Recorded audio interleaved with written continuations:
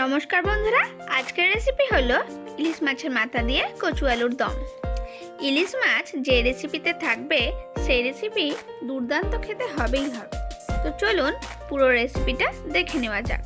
এর জন্য দুটো ইলিশ মাছের মাথা নিয়েছি, 250 গ্রাম কচু নিয়েছি আর 3টে বড় সাইজের আলু নিয়েছি।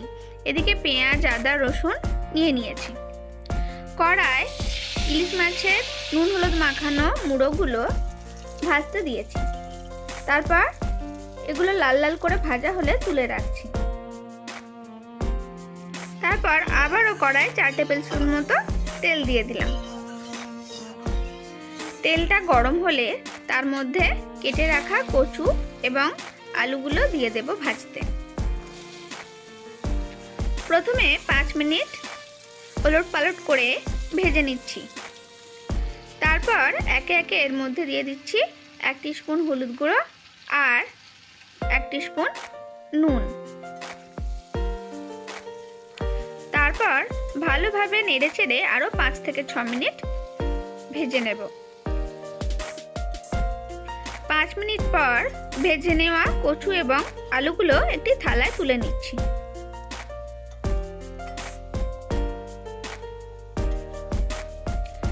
আলু এবং কচুগুলো তুলে নেওয়ার পর আরও কিছুটা তেল দিয়ে তার মধ্যে একটি তেজপাতা ফোড়ন দিলাম। এবার এতে দিয়ে দিলাম একটা বড় সাইজের পেঁয়াজ কুচি। পেঁয়াজগুলো একটু লাল লাল করে ভেজে নেব।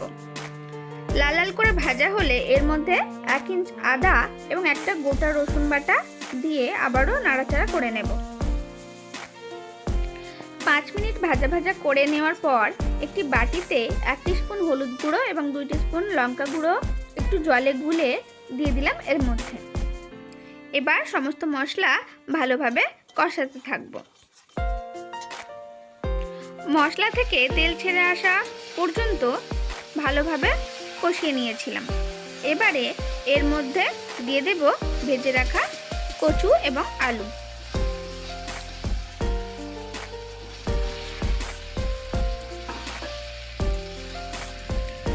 এবার সমস্ত কিছু 10 মিনিট একেবারে লো থেকে মিডিয়াম ফ্লেমে ভালোভাবে কষিয়ে নেব।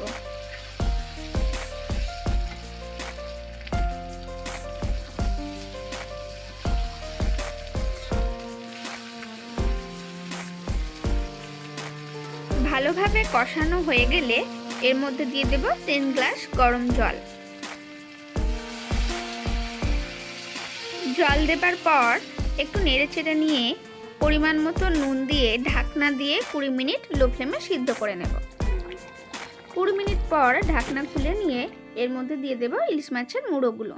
তারপর ঢাকনা দিয়ে আবারও 10 মিনিট ফুটিয়ে নিয়েছি। সবশেষে দিয়ে দেব 1 টিস্পুন গরম মশলার গুঁড়ো। এবার একটু নেড়েচেড়ে নিলেই এই ইলিশ মাছের মাথা দিয়ে কচু আলুর দম একেবারে রেডি। গরম গরম ভাতের সাথে দারুণ খেতে লাগবে।